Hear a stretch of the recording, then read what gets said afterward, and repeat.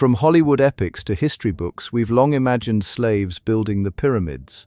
But recent discoveries tell a different story, one of skilled workers, proper wages, and organized labor. Let's uncover the truth about ancient Egypt's greatest builders. Movies like The Ten Commandments and Exodus, Gods and Kings have shaped how we think about pyramid construction.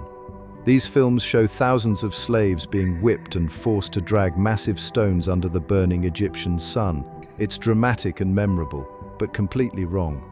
Hollywood's version caught on because it made for exciting storytelling, playing into familiar themes of oppression and liberation. This image became so widespread that even textbooks and documentaries repeated it for decades. The slave narrative was simple and dramatic, exactly what movies needed. But it ignored the actual evidence archaeologists had been uncovering all along. These creative liberties by filmmakers have led to one of history's most persistent myths. In 1990, archaeologists made an amazing discovery that changed everything we thought we knew about the pyramid builders. They found a whole village near the Giza pyramids where the workers actually lived. This wasn't some basic slave camp. It was a well-planned community with comfortable homes, cooking areas, and even medical care facilities. The bones they found told an interesting story too.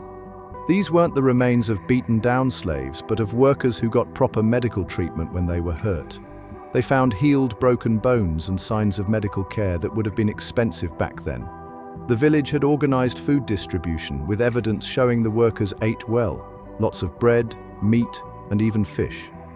They even found writing that showed these workers were paid in food, beer, and other goods. This was more like a government construction project than slave labor. The food remains and medical evidence tell us a fascinating story about life at the pyramid construction site. Workers enjoyed a surprisingly good diet, about 4 or 5 pounds of bread daily, plus generous portions of beef, fish, and garlic to keep them healthy. Archaeologists found thousands of cattle bones showing these weren't underfed slaves, but well-nourished workers. The on-site medical care was impressive too. Doctors set broken bones, treated cuts, and even performed basic surgeries. They found skeletons with healed injuries that would have needed weeks of rest to recover, something no slave master would allow. The workers also got preventive care like garlic supplements to boost their immune systems. This level of care makes sense when you remember these were valued, skilled workers building one of the ancient world's most important projects. Let's look at who these pyramid builders really were. Many were skilled craftsmen, stonecutters, architects, and engineers who worked year-round on the pyramids. But here's something interesting. During the Nile's annual flood, when farming was impossible, local farmers would join the construction effort. They saw this work as a way to serve their pharaoh and earn good wages. These weren't lowly laborers. Graffiti found inside the pyramids shows workers proudly calling themselves Friends of Khufu, the pharaoh who built the Great Pyramid. They even formed specialized teams with fun names like the Drunkards of Menkaure and competed to see who could move stones fastest. The work was hard, but it came with status and good pay. These builders took real pride in helping create monuments that would last forever. The way these workers planned and built the pyramids shows amazing organization and skill. They created clever ramps to move huge stones, used water to level the ground perfectly, and had teams of specialists working together smoothly. The builders divided into crews of about 2,000 people, with smaller teams of 200 workers handling specific tasks.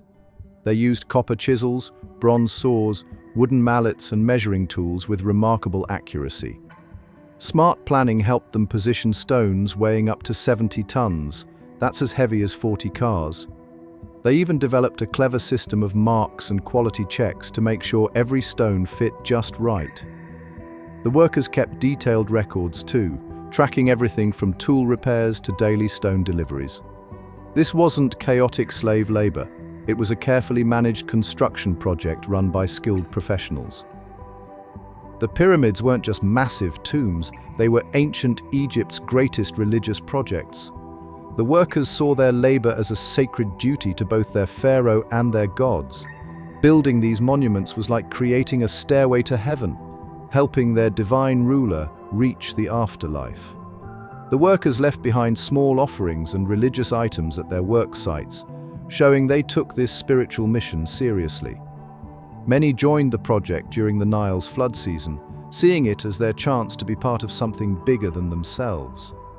The pharaohs rewarded this dedication with good pay and benefits, but the real motivation went deeper. These workers believed they were securing their own place in the afterlife by helping build these sacred structures. The workers who built the pyramids earned real wages, and pretty good ones at that. Ancient records show they received regular payments in bread, beer, and other goods. Each worker got about 10 loaves of bread and several jars of beer daily, plus extras like dried fish, garlic, and clothing. These weren't just basic rations. The quality was good enough to trade in local markets. Graffiti and papyrus records show organized payment systems, with supervisors tracking work hours and handing out wages. Workers even got paid sick leave and housing allowances. Special bonuses came during religious festivals, and skilled workers earned premium rates. Some workers saved enough to afford their own tomb decorations, a luxury in ancient Egypt. This payment system was so well organized that it became a model for other large Egyptian building projects. The workers' village at Giza was much more than just basic housing. It was a real community where families lived and thrived. The homes were well built, with separate cooking areas and sleeping spaces. Workers lived with their families in houses about 750 square feet big, roughly the size of a modern apartment. The village had bakeries, workshops, and even small shops. They found evidence of children's toys and family meals, showing this wasn't just a work camp. The community had its own rules and leaders who helped manage daily life. Workers could visit the village's medical center when sick, and there were special areas for entertainment after work hours. They even found remains of music instruments and game pieces, showing these workers had time for fun and relaxation after their shifts. While we often picture pyramid construction as exclusively male work, recent findings show women played key roles too. Studies of bones found at workers' villages reveal that about 20% of the community were women. They weren't just family members. Many worked as bakers, cooks, and textile makers, keeping the massive workforce fed and clothed. Some women served as priestesses, performing important religious ceremonies during construction. The food preparation areas show signs of large-scale brewing and baking operations, largely managed by women. These workers received similar benefits to their male counterparts, including housing, medical care, and fair wages.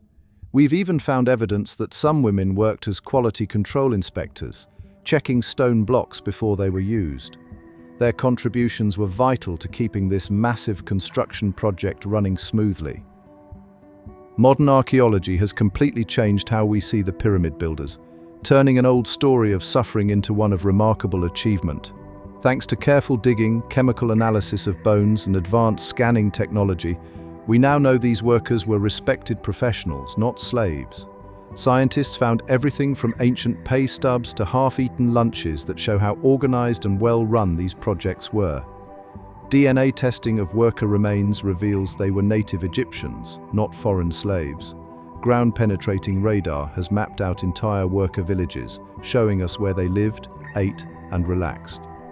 These discoveries have helped replace Hollywood myths with historical facts, giving us a much better picture of how ancient Egyptians really built their most famous monuments. Thanks for joining us on this journey to uncover the true story of the pyramid builders.